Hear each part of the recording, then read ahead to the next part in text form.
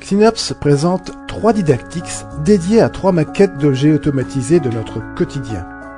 Une seule vidéo suffira à les présenter tous les 3, car pour les 3 Didactics, la progression suit exactement le même schéma.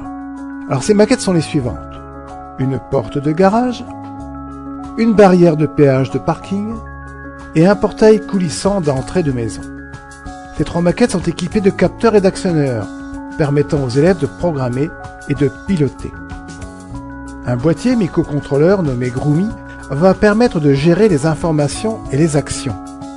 La programmation de ces maquettes est réalisée par le logiciel Groomy 6ML, qui exploite, comme son nom l'indique, un langage 6ML, qui est un langage utilisé en lycée.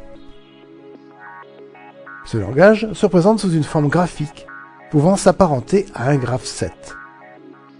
9 séquences sont proposées pour chacun des Didactics, et les contenus sont globalement les mêmes, mais sont bien sûr adaptés à la fonction du système modélisé et du système étudié. Prenons pour l'exemple le garage. La première séquence aborde un grand classique, le besoin et son expression fonctionnelle ainsi que le cahier des charges. La seconde séquence aborde et définit les notions des systèmes automatisés et la manière de les modéliser. La troisième séquence présente le système Groomy qui équipe et pilote la maquette. La séquence numéro 4 est une toute petite formation à Groomy 6ML, c'est une présentation. Et là, les apports de connaissances suffiront à commencer à piloter la maquette dans des programmes simples.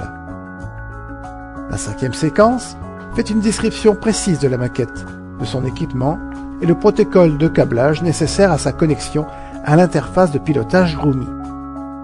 La 6e séquence aborde la partie programmation.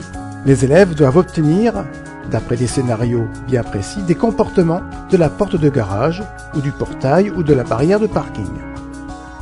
La 7e séquence aborde la maquette par une approche systémique, et l'élève, pour chaque maquette, ou chaque modèle réel, devra représenter la chaîne énergie et la chaîne d'information.